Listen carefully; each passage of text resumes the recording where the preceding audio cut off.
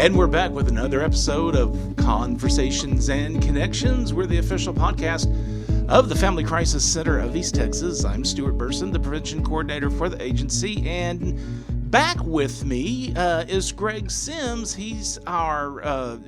Greg, I know you're the Safe House coordinator, shelter manager, shelter coordinator. That's good. There's whatever you want to call it.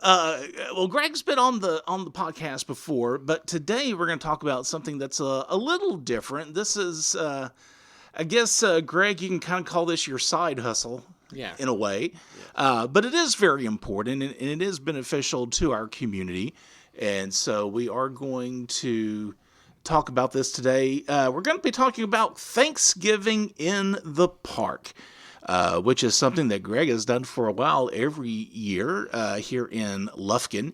And so we're going to talk about that. And Greg, I guess, first of all, let's get all the nitty-gritty details out of the way. When is Thanksgiving in the park, and where is it going to be? It is actually on Thanksgiving Day. It's from 11 to 1 at Kiwanis Pavilion, there beside the bathrooms.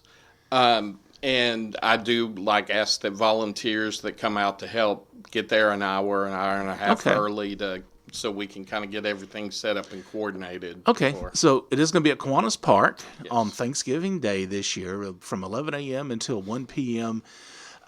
So, Greg, first of all, come on, go back and kind of explore the history of this a little bit. When did you start Thanksgiving in the park? This is actually the 5th year anniversary, so about 5 years ago, and it kind of came about. I was doing a project with Impact Lufkin. We did a documentary over Impact Lufkin, North Lufkin area, and part of that involved Betty Kennedy, if you're familiar with her. And during the interview with her family, they were talking about how she gave out these food boxes for Thanksgiving, and one of the daughters was asking, who's going to do that now that she's gone, which even right then it didn't really click into place. And then there was one evening I was sitting around with a buddy of mine, Jason Selman, and he lived right around the corner from Kiwanis at that time, and he was talking about how on Thanksgiving, he makes this big meal for his family, and by the time they get there, they've been to 5 other family members, and he's kind of last on the stop, so but they come in, they're not really that hungry, so he has a ton of leftovers. So he kind of threw this idea out there about him taking the leftovers down to Kiwanis, because we had a large homeless population right in that area, and just kind of laying things out where they could have a Thanksgiving meal. Well, and I just kind of wanted to expand on that idea and just make it kind of a community project of people donating these things and actually serving a meal out there on Thanksgiving. So okay, well, what does it take to pull something like this off? Now, the only insight that I know is working with you. You start talking about this in the summer, talk about it constantly, probably. But when you kind of put the word out, you're looking for turkeys and things like that. You've already been putting the word out for that. Now, we're recording this in the middle of October, and so just kind of shows you how early you prepare for it. But what does it take to pull? It's not just let's cook a bunch of food and go out there. It's more than that. Yeah, it actually, we start preparing for the next year the day after, Thanksgiving. We've already kind of lined out what went right with this one, what went wrong. We're trying to correct it, trying to make it even better for next year. So it's an all year long process. But as far as really getting it going, usually in late August, early September, I start putting out posts on social media and kind of just start reminding people that this is coming up soon, and kind of get an initial idea of how many people, are going to be interested in helping, either donating or coming out to serve food. So I just kind of try to put it in people's brains early on. And then every so often I'll kind of update that or send out posts if there's something that, we haven't gotten yet, or we don't have enough donations for it, then I repost that to try to kind of, spice that up a little bit, get it moving. So Right. When you ask for volunteers, about how many folks are you looking for? About how many people does this take? And I guess volunteers and the people who are organizing it, like yourself, how many people does it take to pull something like this I off? never turn a volunteer away. I always try to find something for somebody to do, even if it's just, even if I have to kind of swap people in and out, because for the past 5 years, this has been such a meaningful experience to me, and I want other people to kind of feel like they're a part of that. That's why I make sure that everybody that comes out is involved in something, even whether it's swapping out on the food line, or if it's like going around to see if anybody needs drinks, or I try to get every single person that comes out to volunteer doing something so they feel a part of this. Sure. Because it's not it's a community event, and without the community involved, then it just doesn't work. So I guess ideally, what would be a good workforce for you to have a number of people? How many people do you usually have that show up to help out? it's been different every Just year. varies, huh? Like I said, I just post out there, and whoever wants to come. Now, like I said, it's kind of varied, but I would say usually I'd probably need between 10 and 20 people at the very minimum. Right. Just to kind of keep everything organized and, kind of keep everything flowing smoothly. Last year was a difficult year for everyone with the pandemic, and it still is. Did that affect this project at all last year? Volunteer-wise, it had the exact opposite effect. Volunteers came out, and I was so thankful. I mean, it brought a tear to my eye just to see all the people that came out to be a part of this. As far as the number of people served that came out, it was a little lower. I mean, we still had a good turnout, but I think that was also because there was a couple of other agencies that were offering up things that I wasn't really expecting to, and and that happens. It's not how they get the meal; it's the fact that they do get the meal. Exactly. So, Is there a particular target population that you're trying to reach? I know you mentioned about the homeless, and that's probably what inspired this and what really kicked it off. But is this just for the homeless, or can anybody it's come not. out and participate? And as things went about, I started talking to people, and there were elderly that didn't have family here, that didn't have a place to go. There were people that just moved into town, had nowhere.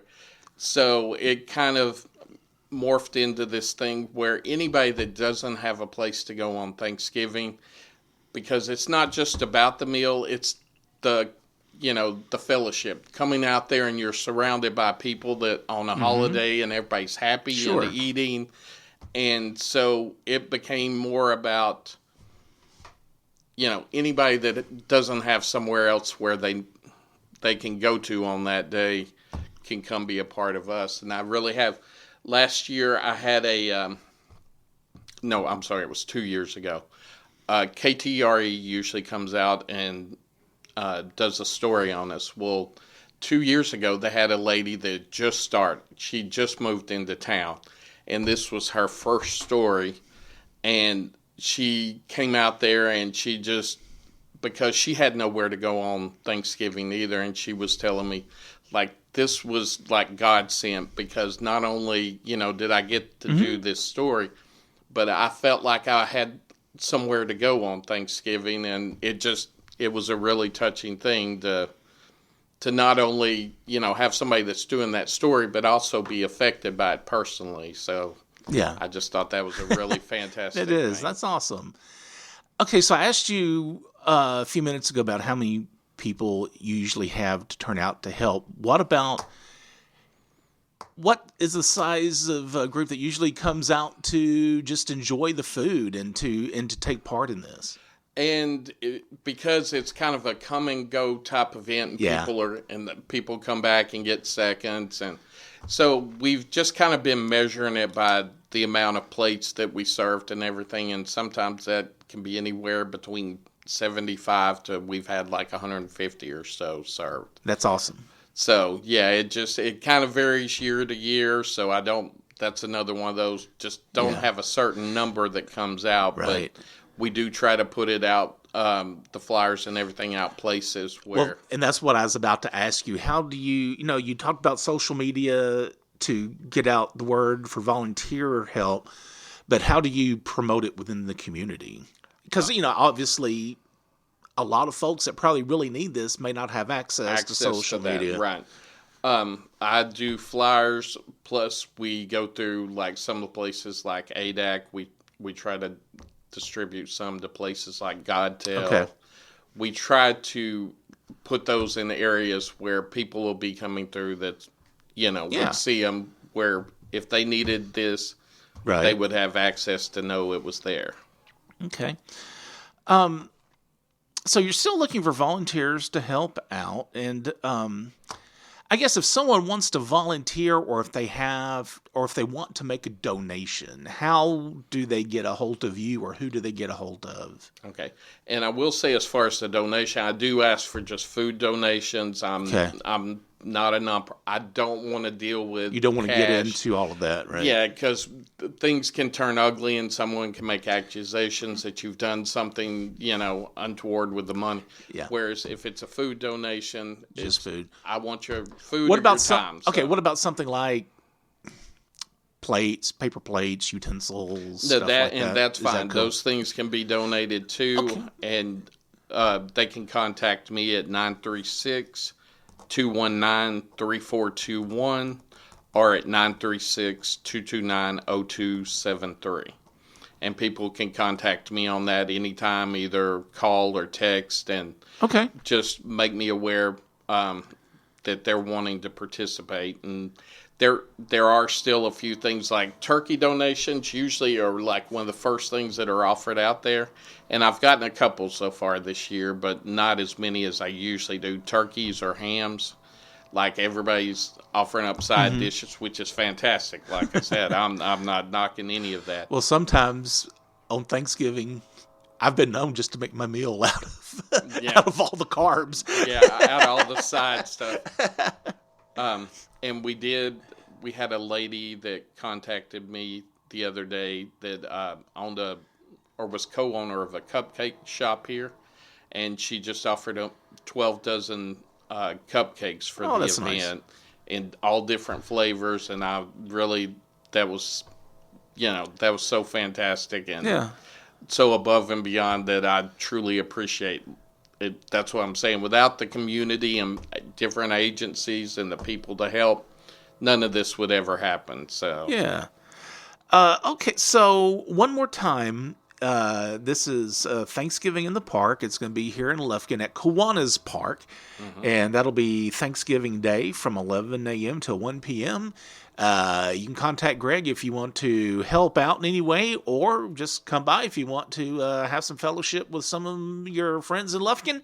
absolutely. You can do that as well. So again, if you want to volunteer, I'll give those numbers out again that Greg just said. You can call Greg at 936-219-3421 or 936-229-0273. Yes. I couldn't recognize my 2 from my 7 in my chicken scratch that I did. But you can contact Greg, and if you want to help out. Greg, thanks a lot. I hope this does really well. I know this is something that's very near and dear to your heart. You're always talking about this and trying to promote it any way you can. Yes. And I hope everything goes well for you this year. I appreciate it. Thank you very much. And if you have any questions, or if you have any need for the agency, for the Family Crisis Center, if you feel like you need our services, again, our toll-free 24-hour-a-day hotline is 1-800-828-7233. That's 1-800-828-7233. And be sure to subscribe to Conversations and Connections. You can do that via Spotify, Apple Podcasts, Google Podcasts, or the podcast service of your choice. And remember, as always, be the voice, if not for you, for someone else.